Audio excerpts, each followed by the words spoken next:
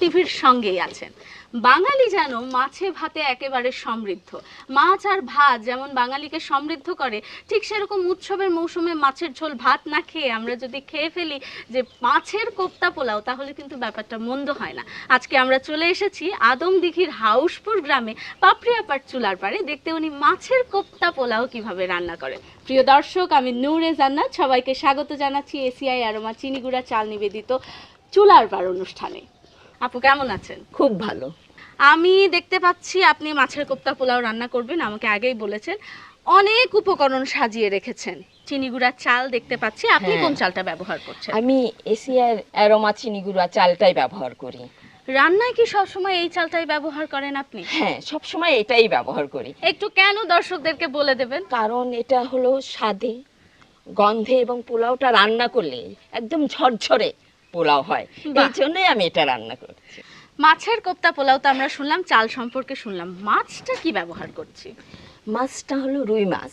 রুই মাছ, রুই মাছের গাদা, গাদার অংশটা, অর্থাৎ পিঠের অংশ। হ্যাঁ, পিঠের অংশটা। এটা আমরা একটু দর্শকদেরকে দেখিয়ে দেব। আচ্ছা, আপনি তো একদম প্রস্তুত করে রেখেছেন, একটু দর্শকদেরকে তাহলে বলে দেন যে এটা কিভাবে প্রস্তুত করেছেন। তো লবণ হলুদ দিয়ে মাখায় রেখে ওটা তেলে ভেজে নিছি। আচ্ছা, ভেজে কাঁটাটা বেছে নিয়ে ওটা রেখে দিয়েছি আমি। আচ্ছা, রান্নাটা শুরু করে দিতে পারি? হ্যাঁ। রান্নার শুরুতে আমরা কি করব আপু? আগে চালটা ধুয়ে নেই। এসিআই অ্যারোমা চিনিগুড়া চালটা, প্যাকেটটা কেটে নিচ্ছি দর্শক।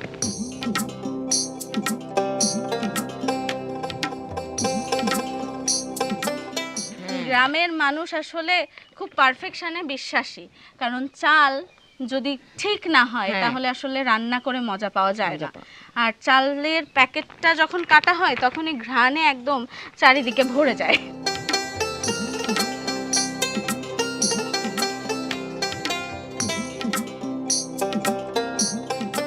দর্শক, আপনারা দেখতে পাচ্ছেন যে আমরা চালটা একদম ধোয়া কমপ্লিট হয়ে গেছে। এবার আমরা কিছুক্ষণের জন্য চালটাকে ভিজিয়ে রাখবো, ততক্ষণ পর্যন্ত রান্নার বাকি উপকরণগুলো প্রস্তুত করব।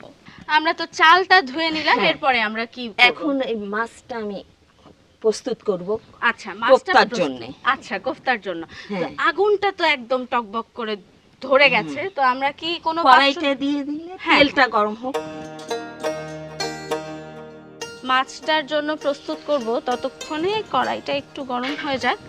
মাছে আমরা কি কি দেব এখন? ধনের পাতা। আচ্ছা, এটা কাঁচামরিচ আর ধনের পাতা একসাথে করা আছে। এখন দিব মরিচের গুঁড়া, সামান্য একটু হলুদের গুঁড়া, আমার স্পেশাল মশলাটা। আচ্ছা আচ্ছা, স্পেশাল মশলাটা। এর মধ্যে দেওয়া আছে পেঁয়াজ, একটা মরিচ, আচ্ছা, জায়ফল, জয়ত্রী, হ্যাঁ হ্যাঁ, আর বাদাম দেওয়া আছে, একটু কর্নফ্লাওয়ার। আচ্ছা, আমার হাতের কাছে আছে ব্রেড ক্রাম্ব,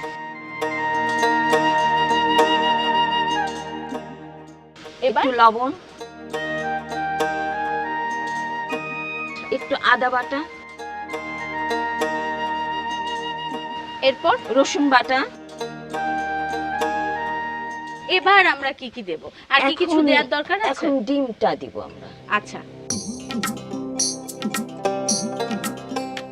আগে মাখিয়ে নিয়ে কতটা ডিম লাগবে সেটা দিই।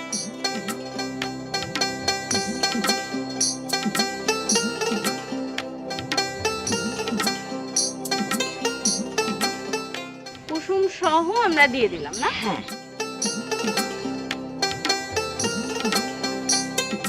এইখানে আমাদের একদম আওয়াজটা কমে গেছে, আমরা সাদা তেলটা দিয়ে দেব। হ্যাঁ, সাদা তেলের সাথে একটু ঘি দিতে হবে। এবার আমরা কি দেব? একটু কিছুটা ঘি একটু এর মধ্যে দিব। বাবা, তাহলে অনেক ঘন। হ্যাঁ,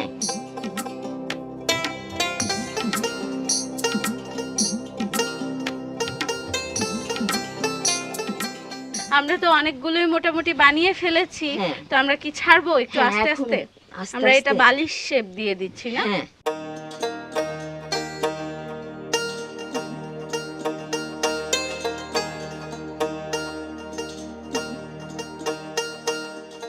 আপা, আমার কোপ্তা হয়ে গেছে। কোপ্তাগুলো হয়ে গেছে, তাহলে আমরা কি তুলে নেব? হ্যাঁ।